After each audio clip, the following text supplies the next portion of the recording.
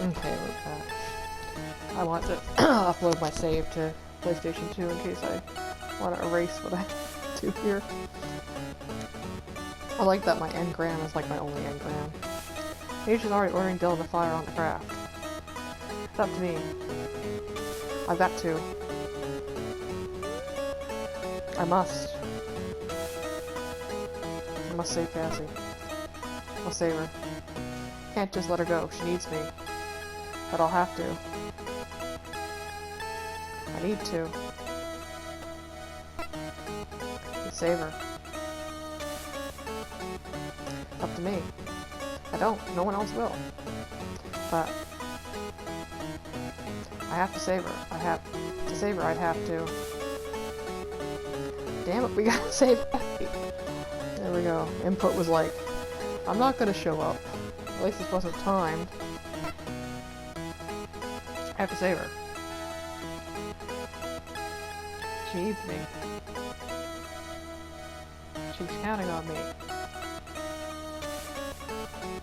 That's it. I'm going to. I'm gonna fucking save Cassie. That's it.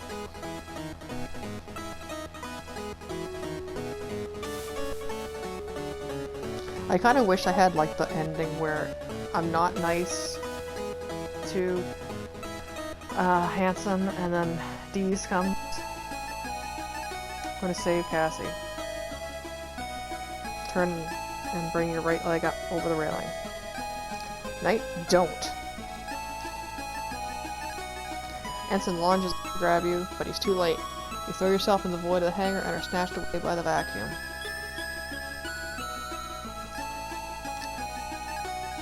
You just about manage to grab onto the Juno as you fly past it, your arm nearly wrenched from its socket by the force. Nick's being really, he wants treats, is what it is. And I'm not giving him treats right now. I'll give him 2 when I put the hot water, like the kettle on to get my hot water bottle to go to bed. Despite the pain, you hang on and pull your way towards the access panel by the cockpit, fighting against the rush of air that continues to buffet against you as you input the series of commands to open the hatch. As soon as it's open, you clamber inside and grab an emergency oxygen mask, sealing your face as you activate the armored frame.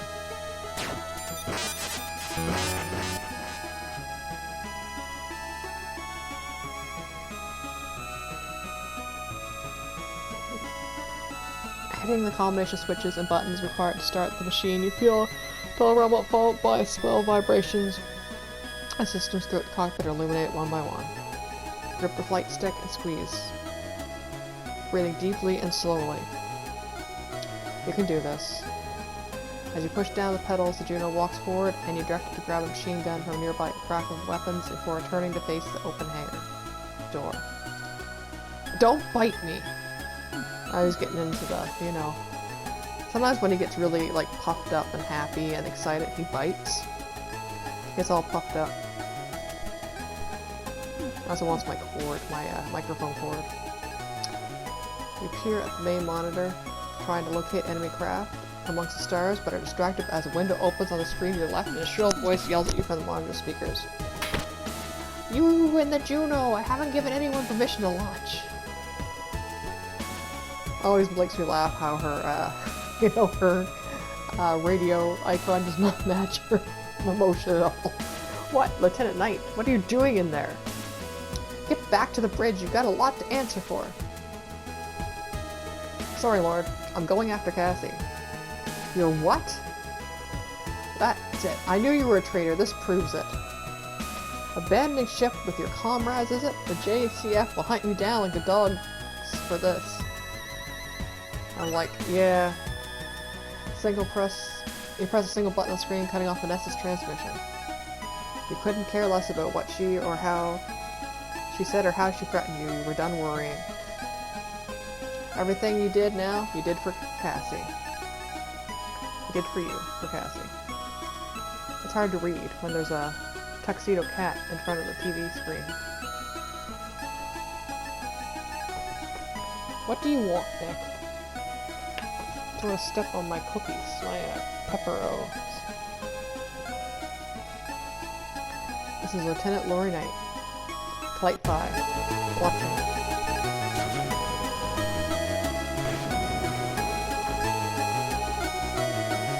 Slam both flight sticks forwards. This is you watch Hanson do during his duel against the machine, sending the Juno tearing through space towards where you last seen the kidnapper's craft heading. There you are. You force the controls as far forward as they will go, demanding every last ounce of thrust available from the engines. Cockpit begins to judder around you, but you don't let up. The gap between your armor frame and the machine closes, and quickly comes to an individual range and knows it remains still, almost like it's been suspended in space.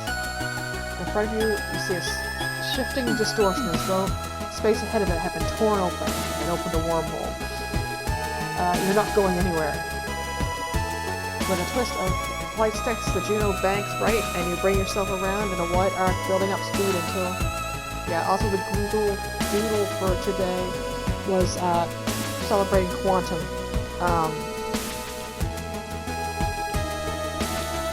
You know, the Quantum, most of my thing from Quantum is,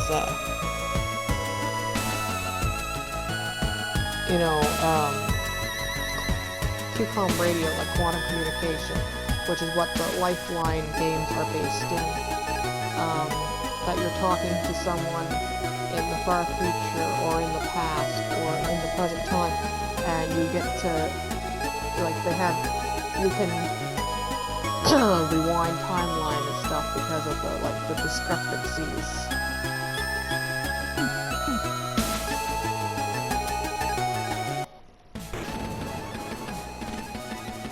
Give her back. Your head is still ringing from the impact. You taste blood in your mouth, but you manage to regain control of your armor frame, raising its machine gun towards the enemy. Now, you're not able to get a shot off before the craft blasts away into space. Gritting your teeth, determined not to let it escape, you thrust the flight sticks towards again, and you're forced back against the seat as the Juno hurtles after the target. You can hear the engines begin to whine, and the main monitor is full of warnings and alerts, but you keep the controls where they are, not wanting to give the enemy a moment of reprieve. Going again on the strange craft as soon as you're within range, you squeeze the trigger on the right stick, holding it down to empty the gun's magazine. Each round slams the enemy, with the same series of impacts throwing it into a spin. There's more where that came from. You threaten beginning the process to reload your gun. With a grim grin, you focus on the targeting reticule, lining up your next volley. Wait. And an instant enemy turns, a snout-like protrusion already glowing brightly with the telltale bolt's energy emanating from the light within its weapon. That's all you can do to draw the controls back, slam your feet down on the pedals, trying to halt the Juno before it's caught in the deadly beam.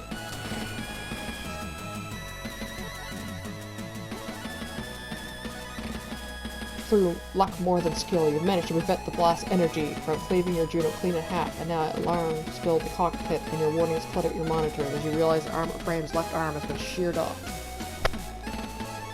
You struggle with the controls as the off-balance machine careens through space, its fine calibrations now thrown off by the loss of the wind. You manage to orientate yourself, only to see the enemy's cannon pulsing the energy as it prepares another devastating shot. No. Damn it. Yeah, there's douchebag. Surprised you lasted this long, knight. Not a bad effort for your first flight. Gotta catch the hell from Chief for losing that arm, though. And again, he's drawn extra handsome. Hanson, what are you doing here? Saving your dumb ass, what's it look like? Why the hell did you chase that thing out here? I told you, it's taken Cassie. You're such a sap, Lieutenant. But you've got guts. Never thought I'd see the day that you stood up for yourself. You want to rescue Quinn? Get moving? I'll keep it here. Right. As soon as Hanson disappears from your monitor, his Juno behind the enemy grappling it. You waste no time following him, struggling against the controls. Your ability to maneuver is limited, but you thrust over the craft, digging your frame's remaining hand into a gap between its armor.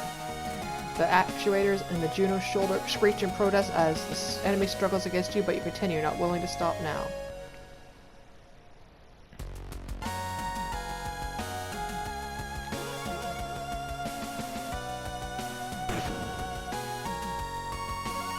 Look at us. Look how cool we are.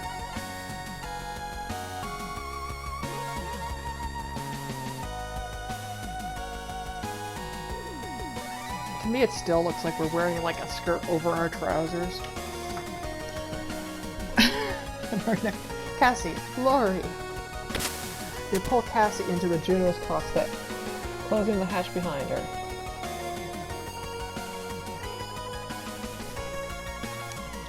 As you float together in the enclosed space, arms wrapped around each other, you savor the moment. If it was possible, you'd never let Cassie go again, but with a sigh, you release her, taking both her hands in yours. Cassie, are you alright? I think so. You can tell from the look in her eyes that she's still a bit dazed, but otherwise you can't see anything that worries you. Come on, I'm taking us back to the gun dock. Push out the cockpit ceiling and land on a pilot seat, bringing her down with you. After the two of you are sat down, you strap yourself back in and take a firm grip of the flight sticks. I'm gonna check see what this is. Probably some spam. Probably telling me, like, if I go to this suspicious website,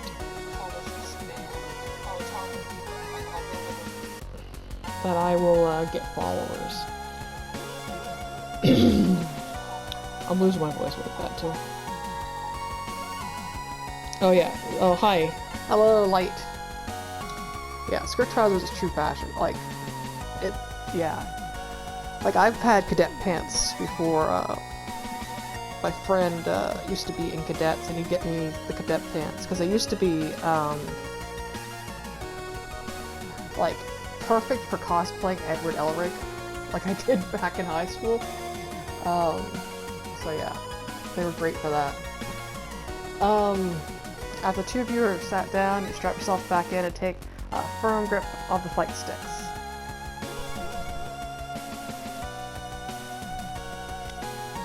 Hold on tight, we'll be there in no time.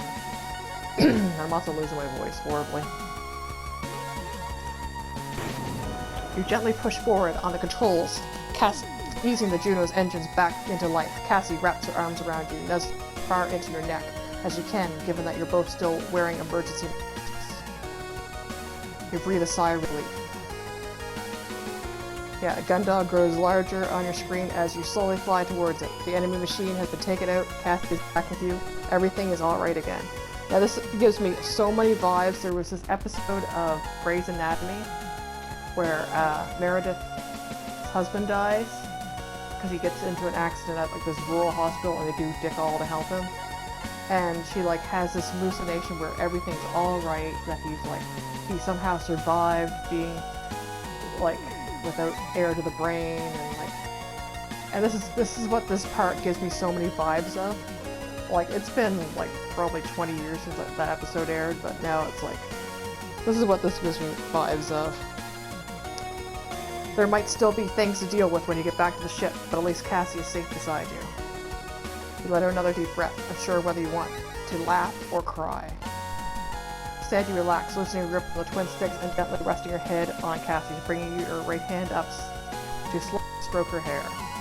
I'm kind of really want to see if Dee helping you is animated, because like if you're mean to Hanson, Dee will come shoot instead.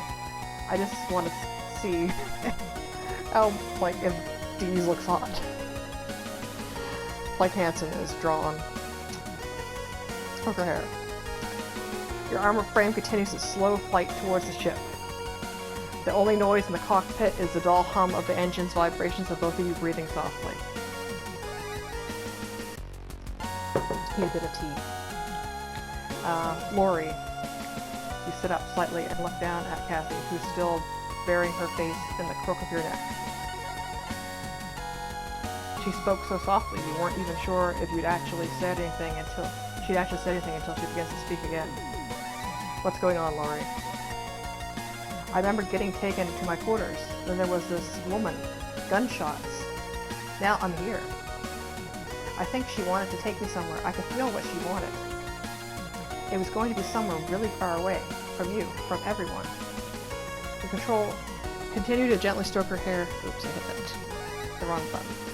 Continue to stroke her hair, your fingers working through the strands to run gently down her neck and back. What happened? You're silent for a few minutes. moments, but eventually take your free arm and bring it around her shoulders, drawing her in tighter. I don't know. I don't know how to find out either. But whatever happens, I'll be here with you. I won't let anyone take you away again. I promise. You can feel a gentle pull on the fabric of her shirt as Cassie balls her hands into fists, clenching material between her fingers and palms. I love you, Lori.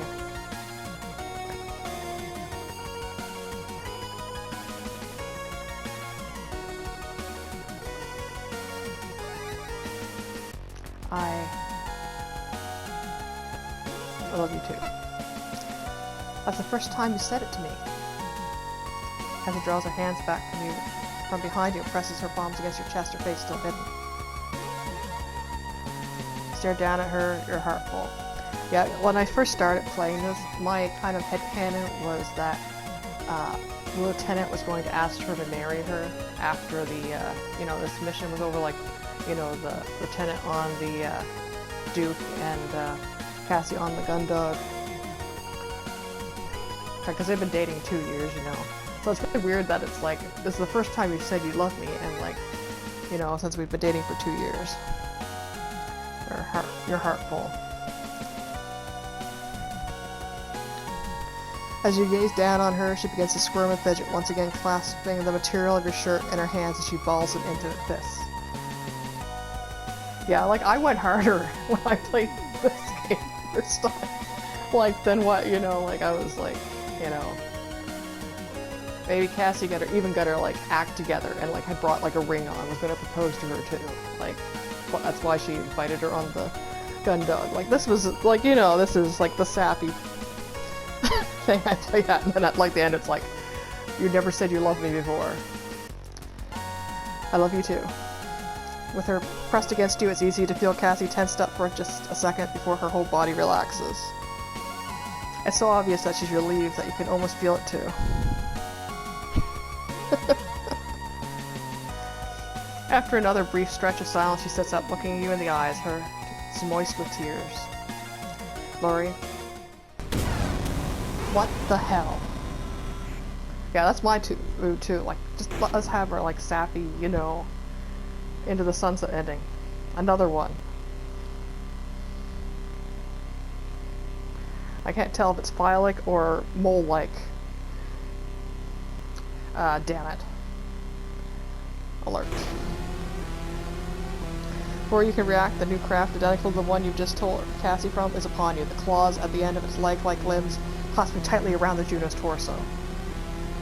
You fight with the controls, causing the armored frame's engines to scream as you push them to their limits, attempting to escape the machine's grip. Hansen, Dalton, anyone, help!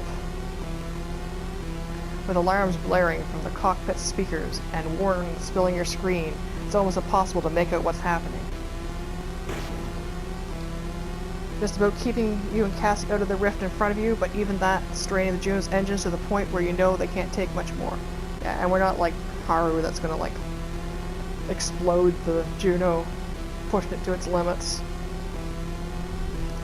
Just go, Lori. What, Cassie? I can't leave you. It's me they want. I can feel it. The tears of joy that had filled the corners of her eyes now run down her cheeks, having turned to sadness.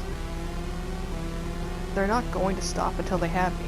Take a rescue buoy and eject. Let me go. No, I'm not leaving you. More tears flow down her face as she grabs at your chest. You have to. They won't stop. You can't win. Just let me. I said no. Take the hold of Cassie by the shoulder. Deep in her eyes, you know she's right. You can't win. But you're not giving up now. I told you, no one was going to take you away from me. If they're taking you, they're taking me too. You grab Cassie with one arm and slam the flight stick forward, sending you speeding towards the Shira in space. With a roar, you plunge into the rift. You don't know why it wants Cassie. You don't know where it's taking her. But you know one thing. She won't be alone.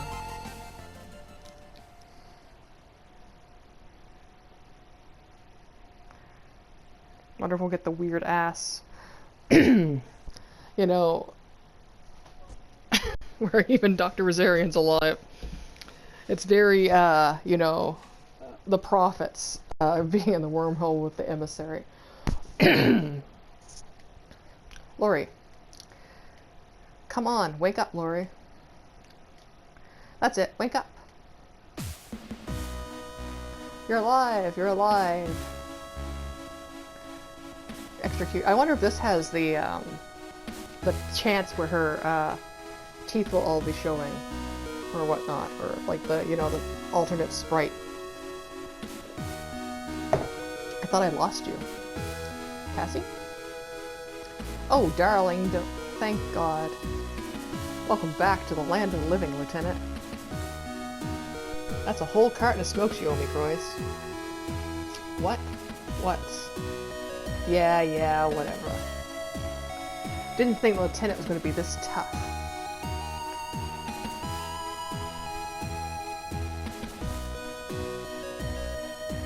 Oh, thank you. I just keep, one of the things with me is I keep expecting, like with these types of like adventure games stuff, that looking out at the stars is gonna have like a 1 in like 100 chance. It does. Yeah, there's like, that's what I keep thinking, that there's gonna be like an Easter egg every time you look out at the stars from like where Cassie showed you how to hack into the panel.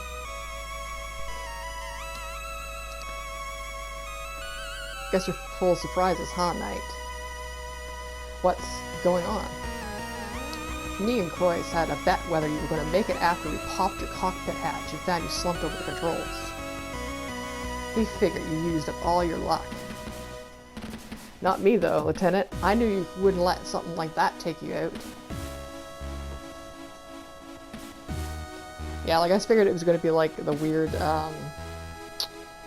you know, like in like, I think it's Yumi Nikki, like there's this one room if you like turn the light switch on and off.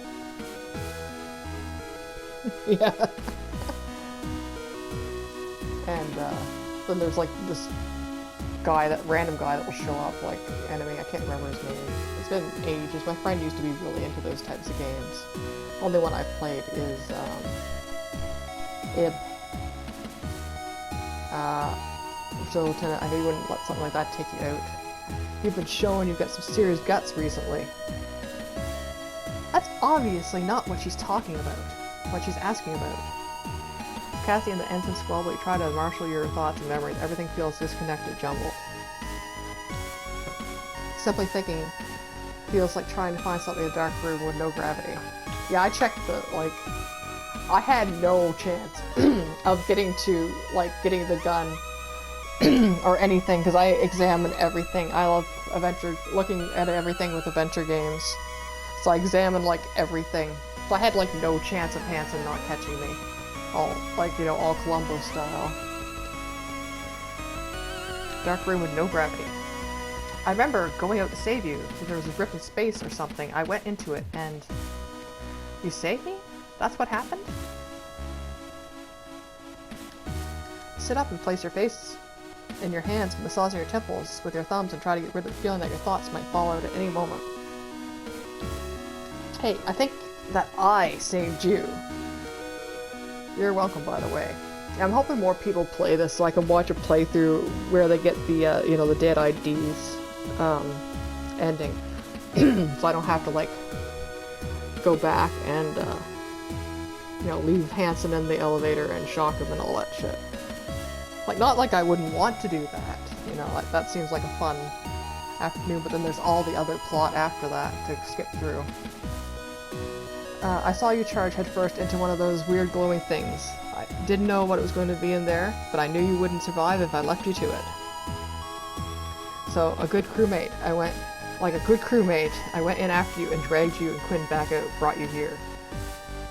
You do the same for me, right?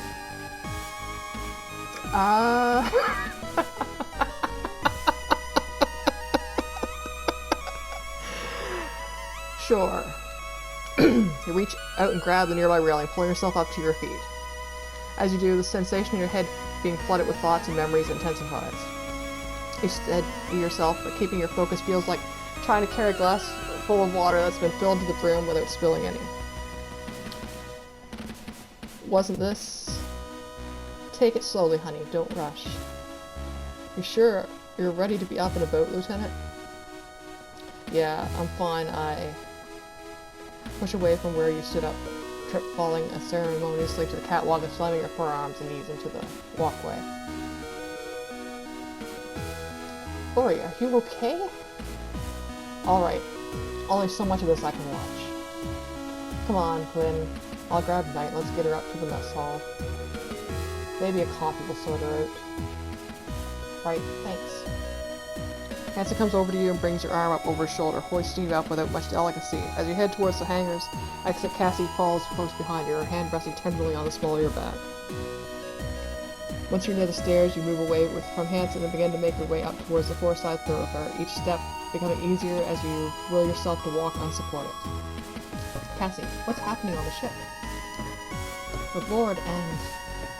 Hey, Lori, let's talk any more walking. We'll fill you in later. Don't worry about that right now, honey. Look around the Forsyth thoroughfare and see everything looking shockingly normal.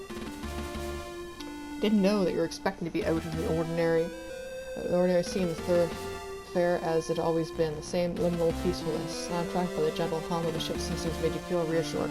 I thought it was really good too, in the trailer, that it showed the, like this part and other parts getting like shot through with the enemy's cannon, and you think, oh shit, that's going to happen, a possibility of happening in, like, but it actually was the O'Brien that it got affected by. But because they're both Swift class, they look identical. But that was a really good, like, fake out for the trailers. Pretty sure. Maybe it wouldn't be so hard for things to go back how they were. It takes you longer than usual. Cassie follows patiently behind you until it reaches the mess hall. Alright, take a seat, you two. I'll grab you some coffee. Sit down, still woozy as Hanson orders 2 coffees from the Vendomat. Cassie sits beside you, gently rubbing your back as you try to get your head to stop spinning. There you go. And my voice is gone. Take it easy and drink up. I'm sure Captain Bartimeus has a lot of questions for you. Captain Bartimeus? But what about... Ah, there you are, Lieutenant Commander Quinn, Lieutenant Knight. Yes, ma'am. Ah, ma'am. Ma'am! Ease you two. But, Captain, what are you doing here? What about the ensigns? What about Lord? Lord? Ah yes, Lieutenant Lord's little dalliance with command. Thanks to Chief Cathays, that's been dealt with. Chief? Something I can help you with, Lieutenant? I wonder, like, does this happen if you've had endings where, like, the chief dies? Because with me, I didn't have that, like, cause I had... After repeatedly fighting with Renpy the PlayStation 4, I did manage to get the gun, the submachine gun, so I didn't have anyone die, except for, Dr. Rosarian. So this would be even more shocking. Like, to me it was like, what the fuck? Why is the doctor here? But, do other people have, like, what the fuck? Like, the chief's here?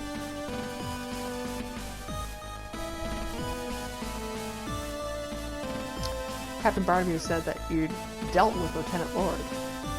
I resent being made it sound like an issue on the daily maintenance log. Thank you very much. I'm seeing she wasn't shoved at the airlock then. That was what we dealt with this whole point. Lord, you spring to your feet, your head stabbing back between the 2 ensigns, trying to see who made a move first. What are you? Honestly, Lieutenant, don't make this so awkward.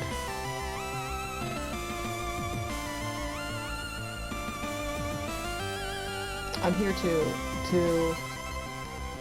Come on now, Lieutenant, let's hear you say it. Apologize. It seems that based on what happened on the Forsyth thoroughfare, your actions out in space, that's what I was told by the crew, I made a mistake. So I thought I'd apologize. Sorry, Captain, Lieutenant Quinn, everyone. Oh, that's okay. I didn't even realize anything was going on. I've been so zonked on painkillers, I slept through almost everything. What's been going on? Well done, Lieutenant Lord. That was very big of you. So, Then, I'm sure we can all agree to put this matter behind us. Put this behind us? The sensation of being lost in the shawl of your own thoughts returns and you can barely grasp the situation. What was that? After everything that happened, Vanessa apologizes and Captain agrees to move on? Really? Are you alright, Lieutenant Knight? You're not looking very well. Captain, just what's going on? This is also... I think you should calm down, Lieutenant. What happened to you in space seems to still be having something of an effect. You probably could do with eating something. Now, that's an idea. Why don't we all sit down for a meal together as a crew? Chief Carathes, gather everyone up, would you? Want it, man. Alright then, who's first? Like, does the chief hit her head on the ceiling of the vent mat? That's another question. A loud noise with the combination of ground and gurgle fills the room, causing everyone to look towards Cassie. Oh, it was our girlfriend's tummy troubles there. Well, it has been a while since I ate anything. Any chance of a burger? Of course, Commander. Followed up by your favorite, a pineapple salad. Unless I'm mistaken? Oh wow, I didn't know you knew. That's perfect, Captain, thanks. I never see the captain happily begin ordering meals for the crew from the vending mat, but she does just that. Listen to Cassie's instructions on her burger preferences. With pickles, without pickles, who knows? Yeah, I go to the, sometimes take my mom to the diner, like nearby diner on the weekends. And I usually get their all-day breakfast. Sometimes I get a pancake if I'm still hungry, and they like to serve it with lettuce and an orange slice for garnish. But they're not very good pancakes. I make a way better pancakes. They're just like sponges. So I put the syrup on them before I start eating the other because it just like sucks it all up into it. So it's like a pudding rather than a pancake. You slowly slide back into your chair and cautiously eye the two ensigns of Vanessa. There's no way she wasn't planning something. This all had to be. Hey, Lieutenant, good to see you. Yeah, D's. I love D's.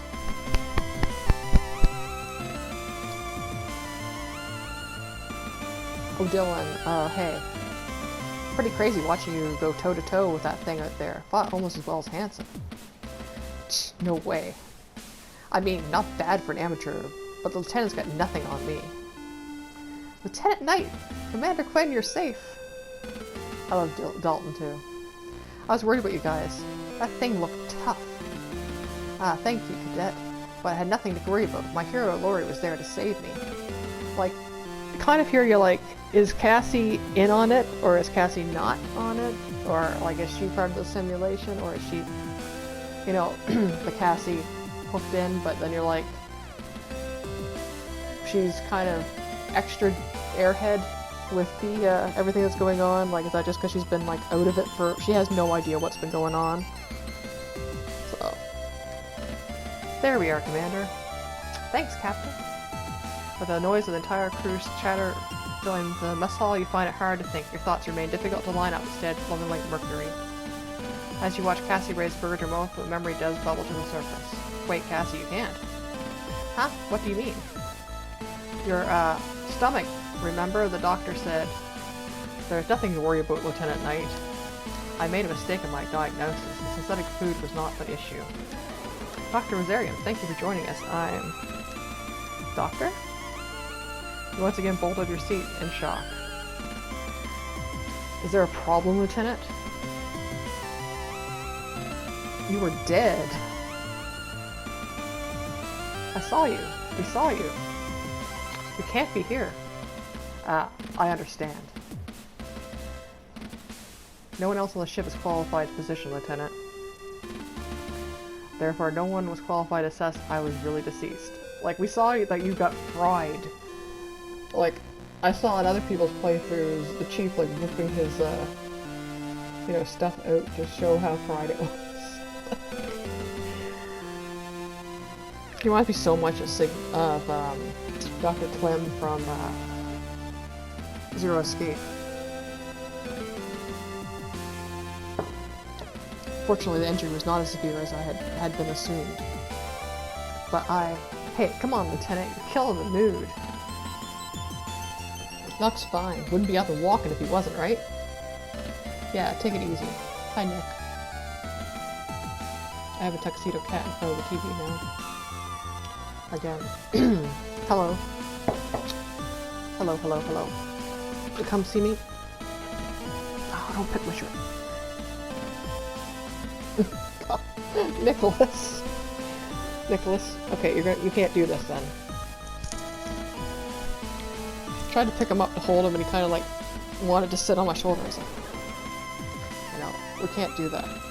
I'm sitting on a stool. There's not the balance for that. Take it easy, Knight. Are you feeling okay, honey? Do you want to go to the sick bay for a lie down? Yeah, honey, do you want to have a little nappy nap? Be quiet, Ensign Croix. Your mind is a maelstrom. At this point, everything feels wrong. But it's all happening. It's all right in front of you. How can you argue with that? Come on, honey. Have some fries. You shake your head at the officer, placing your head back in your hands. Cassie starts rubbing her back again, although quickly begins eating her fries with her spare hand. Yeah, of course she is. Like shoveling in like a hamster. The crew eventually starts to chatter amongst themselves again, whilst Captain Barris takes orders and retrieves medals from the Ben Mat serving. Then with a level of cheerfulness that continues to leave you disquieted. There, I believe that's everyone. Oh, before I get started, my meal commander, I was hoping you could help me out with one thing. Oh, sure, Captain, what's up? The ship's emergency input codes, are they generated and adjusted regularly, or is it specifically prior to a departure? Why would she ask that? Come on, Captain, you know that. You're the one that sets them, after all. Well, it's initially prior to departure, then every 5 times per enemy or per enemy encounter, whichever comes first. Yeah, I love how the like music starts coming a little like warped, like the little like broken speaker sounds, like that. Love it. Of course, thank you, Commander. No problem. Since the captain asked when. Oh, Vanessa. At which distance do we start transmitting our security clearance prior to announcing we intend to dock at a colony? Yeah, like I've played through this before, but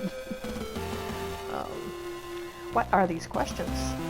Oh, that's specific. I mean, and once we're cleared for approach, is our docking confirmation signature specific to the ship, or does it depend on a combination of factors? Hey, you're just a cadet. I don't think you need to know that. What's the markup of the Europa Garrison Force? Guys, I'd really like to finish my burger now, if you don't mind. What's the target time for Colony Defense Forces mobilization? Well, Nicholas, don't stick your foot in my mug. Seriously, boy, what are you trying to do?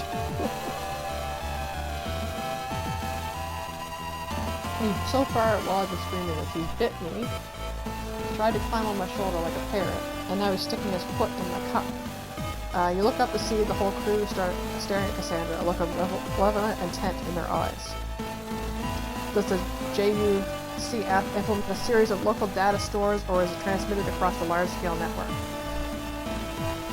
Guys, what frequencies are emergency requests transmitted on?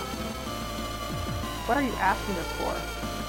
Guys, how extensive are the JCF's nuclear capabilities?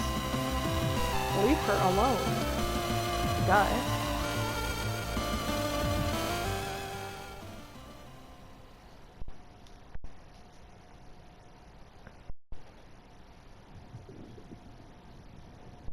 Another failure? Which incompetently calibrated this Ingram harvester. It's not suitable enough. We were having difficulty ensuring that the harvesting process is suitable. I don't care that you're having difficulty with it. Rewrite the program to be more congruent with the query context, then run it again. Understood. I've had enough time to develop this. These failures rates are inexcusable. We've got these gather clones neural pathways mapped out. This should be simple. It's bad enough that Unit 00's jump drive malfunctioned. Are you telling me we can't even get the information out of a gather reliably? Well, I should keep for the time being. At least we'll have time to finesse the system before we start receiving more. What about the other one? The other what? The other sample. The one the hunter captured alongside the gather. Oh, her. I'd hoped that having her in the simulation with the gatherer might help, since they seem to have some sort of relationship. Fortunately, since her DNA isn't compatible with Mother AI, we can't run a specific engram harvester. Shouldn't we be able to run a linear review in real time? If you want to waste your time, be my guest.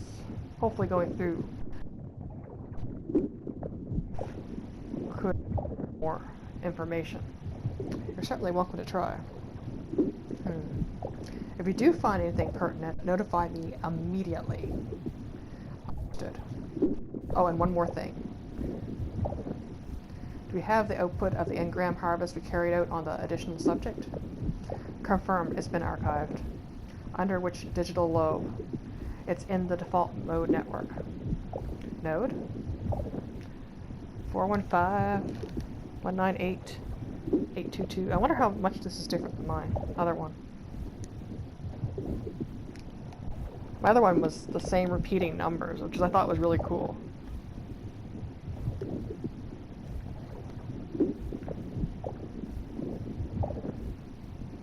But yeah, fancy ass network. And then I swapped here where I went to did the other.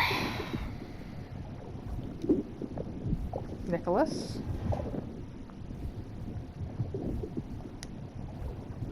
Excellent. Send me that reference. It might be useful for review later. Now, run this one again.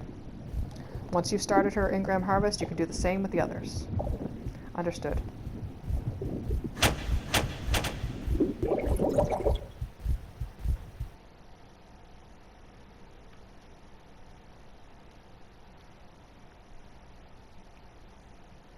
It's also interesting, at the end it switches to Cassie's perspective.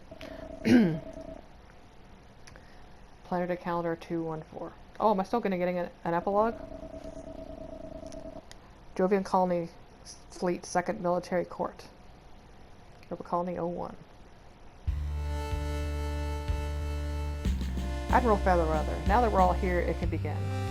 As we decided yesterday, this is the final day of the inquiry into the events that happened on board the JFS Gundog between April 24th and April 28th. Our findings today will dictate the JCS future actions around the matter, as well as what will be done with the ship's crew. Guards, please bring Miss Maris Bartamuse to the stand. Wonder what will happen, because I didn't even, like, I fucked around so much that I didn't even get, you know, like, the getting up to the bridge to confront her without Hanson, like, dragging me there. Like, we didn't really do much besides find stuff. Like, we didn't, you know, we didn't even get into the doctor's room. Like, we didn't learn the hacking thing. We didn't learn anything. Welcome back, Miss Bartamuse. It's my pleasure, Admiral. Now, Miss Bartamuse, we've gone over everything that happened on board the Gundog following its departure from the colony on April 19th up until the 24th. It's the last task of the inquiry to find out what happened following Miss Lord's adjustment to the command structure up until he returned to Europa 01. Trust we have your full cooperation in this matter? Has that already been demonstrated? Ah, yes. Or no, Miss Bartamuse. Yes, Commodore. Thank you. Pentwin. Is that like, no, it's not.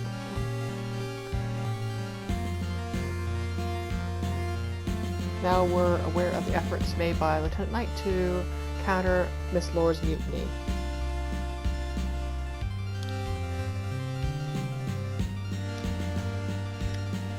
How did she go about this?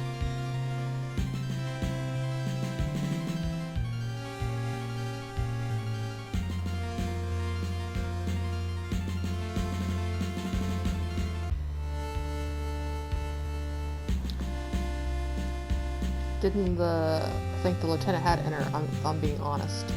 Getting everyone on the bridge, calling out Lord to her face in front of the crew like that, took some real guts. What did calling out Miss Lord involve? It was actually kind of funny. The lieutenant was just telling everyone how full of crap Lord was, how she locked up Quinn and Brownie Muse without a good reason. Anything Lord came back with, she just shot it down. It'd be funnier if figuring her out didn't mean that I'd put up against the wall for treason instead, but what are you going to do? And the lieutenant managed to convince the entire crew that Miss Lord had been wrong?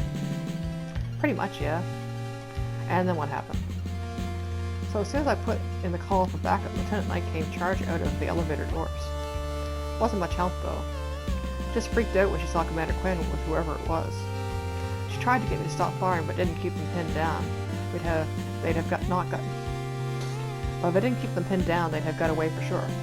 Though we'd be able to do something when Hanson turned up, but the lieutenant knocked him down and then ran after whoever it was. So after the exchange of fire, the lieutenant chased the attacker into the hangar. You got it. Why wasn't an infiltrator apprehended by security? It's not like we just let her go. The lieutenant screwed everything up, got in her way before we could take that woman down. She even tackled me to stop me from firing on them. When the lieutenant gave them a chance, they picked up Quinn and went for the hangar. After the lieutenant and the attacker entered the hangar, they both launched in separate crafts. Is that right? Yeah, like there's no, mention of that I tried to fucking shoot the intruder with the pulse gun, like the electro pulse gun. Yeah, that's right. Why were they allowed to launch? It wasn't my fault. I did everything I could stop them from launching, but none of the controls were responding. They must have hacked the system to override my authority or something. It's the only explanation. Like at the beginning, like when I first played the demo, before I got, the crash and then didn't go back to it, I figured that the Juno didn't launch with the Lieutenant, like, the Kalite 5, didn't launch because of the, the machine sensed our uneasiness and, went against controls, and that's what I kind of think happened here, too. Like, that's my, fan theory. I bet they did it ahead of time. There was no way I could have known. Even if you had lost control of the system, we were under the impression that the hostile craft had been secured. Was it this, or was this not the case? Well, the thing is that Cadet Grange, can you answer the question? Why hadn't the craft been secured? That craft had been secured. Until it managed to break out, I bet my life on that nothing could get through Cadet Grange's compound. Stuff that was almost impenetrable. I'd be surprised if the team working on the Gundog right now has got anywhere near removing the cargo crates that were stuck in it. If that stuff didn't stop it, then there was nothing else on the ship that could have. So the enemy craft was able to escape the restraining compound and leave the ship after the hangar controls were overridden. We can understand how it may have been difficult to do anything about that at the moment. But how was Lieutenant Knight allowed on board to board and launch a Juno? Hey, there's no way we could know that the Lieutenant was going to go and do something like that. Oh, they broke their sunglasses. Corey was trying to get her to leave the hangar before it totally depressurized. And out of nowhere, she jumped. Corey was trying to grab her, but the Lieutenant was gone before we got anywhere near her. Surprised the Lieutenant didn't just get sucked out in space pulling a crazy stunt like that. And then what happened after the Lieutenant made her way into space? Yeah, like there's Admiral Fairweather, and then there's like, trying to remember what the word is. It's wind. Like, headwind? Because, head and pentawind. Kind of like penguin, or penguin's white head. What happened after the Lieutenant made her way into space? And then there's River. Dylan, I was able to track her and that weird thing after the launch, but they were moving so fast so close together, I couldn't get a good lock on either of them. Lord was ordering me to take them both out, but before I could line anything up, Cloyce was out there in Gundog 01. Do you know who gave Cloyce permission to launch? Hey, no one gave me permission to launch. But you think I'm just going to hang around and watch an amateur like Lieutenant Knight get tore into pieces because she can't pilot worth a damn? No way, Knight showed some guts and I wasn't going to let her die after she finally grew her spine. I went out there to give Lieutenant a little bit of help. So the two of you were able to defeat the enemy craft together? Of course, was able to take it out. What do you think we dragged back into the hangar for you guys? might be in a few pieces, but those tech nerds love a challenge, right? But the lieutenant didn't return with you. Why not? Because she disappeared, that's why. She sold out her friend and used them to cover to escape. Oh, I was just wondering now. I see the clock there. I just noticed that. I wonder if it matches the time that the epilogue says it is. Lieutenant and Quinn are probably off plotting against us right now. We're not here for speculation, Miss Lord. We're here for facts. You're confident they disappeared? They didn't disappear. Our records show that shortly after retrieving Lieutenant Commander Quinn, they were preparing to return to the Gundog when another enemy craft appeared. Gundog 01 was still busy with the original craft, and with a damaged Juno, the lieutenant was in no position to fight back. They definitely didn't disappear. It looked like a Bosoon jump, if you ask me. A what? A Bosoon jump, Commodore.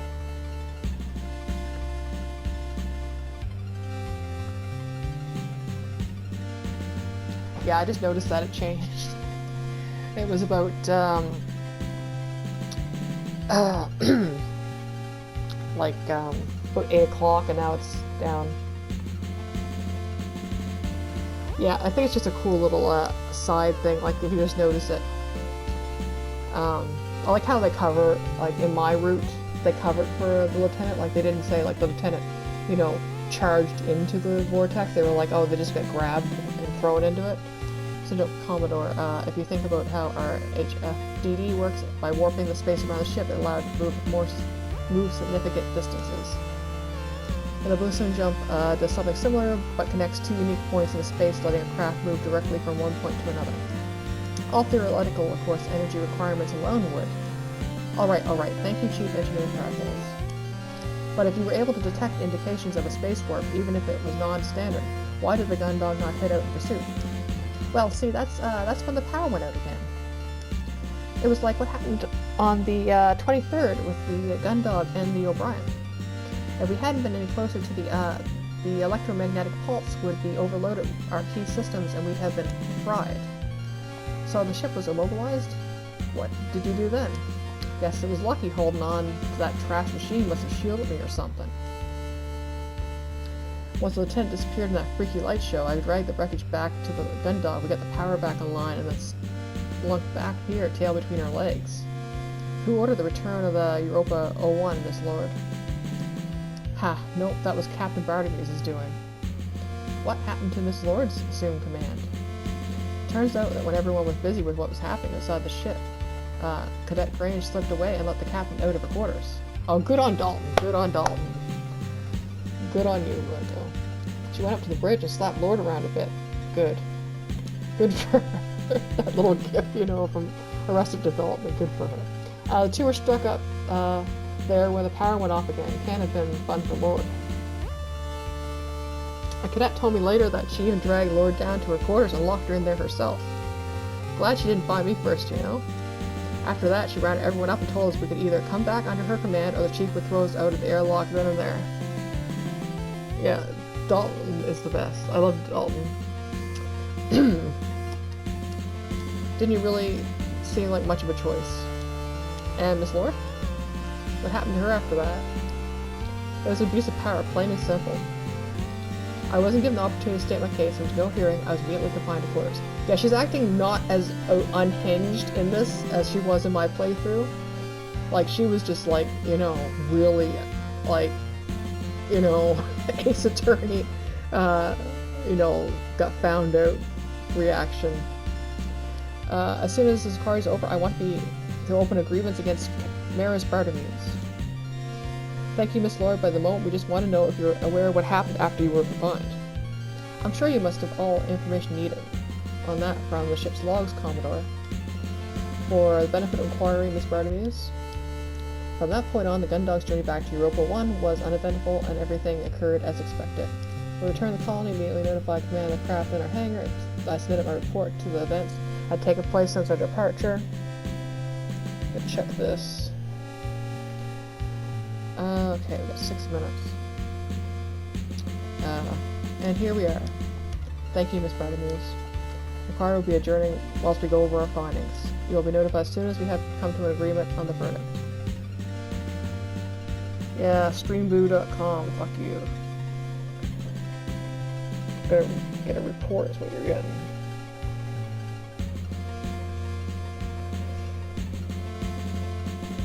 This is what I'm used to my comments on my streams being, so I usually ignore them.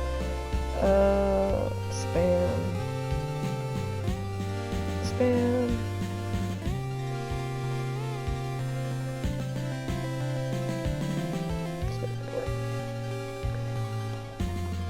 Guards, please escort Miss Bartimeus back to the holding cells.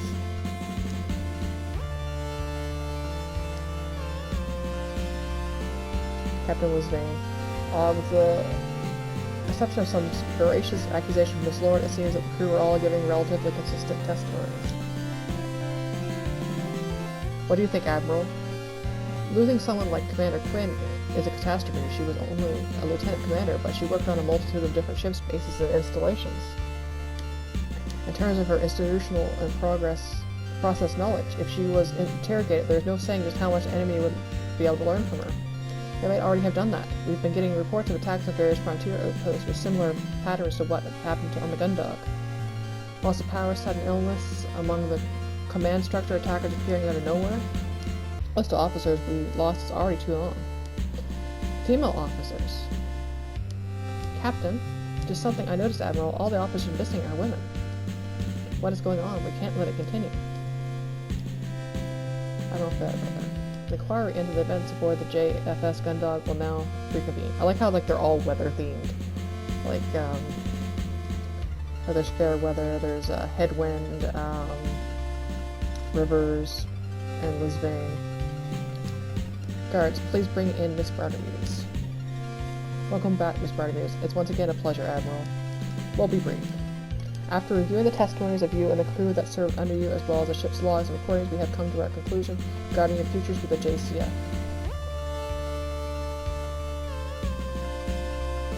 Maris Bartimeus, I'm sure you understand the severe claims that have been leveled against you, as well as punishment for losing command on your vessel.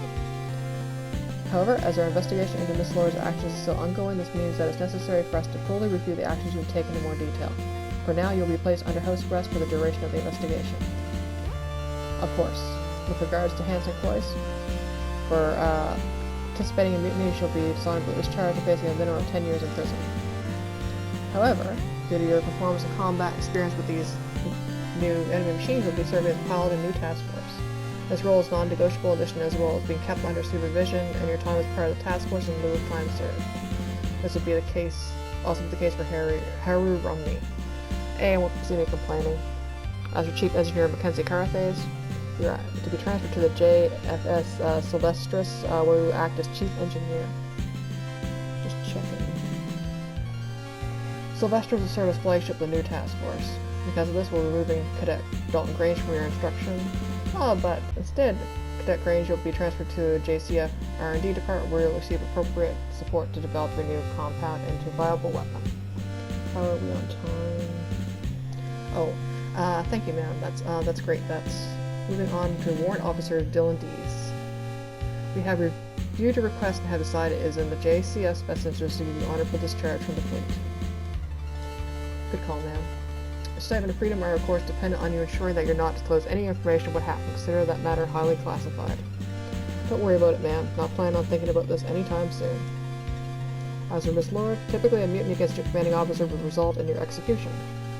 But all the evidence is quiet, please, Miss Lord. However, we do understand that due to the rapid development and the confusing nature of events, it did appear that the crew of the ship could have been involved in a conspiracy. Had that been confirmed as the case, you would have been followed the appropriate protocol to remove Captain Bartimeus from command. Given this, the inquiry decided to be lenient. You will instead be placed under house arrest pending further investigation. Understood. Thank you, ma'am. Yeah, I'm not going to make it with the video. I almost forgot Dr. Cypher Rosarium. Due to his death in the line of duty, he will be given a posthumous 2-rank promotion. As we have been unable to contact any next of kin, the doctor will receive a public service for his ashes spread in Europa military Memorial Gardens. Judgment hereby includes an inquiry into the events that happened on board the JFS Gundog between April 24th and April 28th. All decisions are effective immediately. You one question before I leave, ma'am. Oh, Bartimeus, go ahead. What is the plan regarding Lieutenant Knight and Lieutenant Commander Quinn?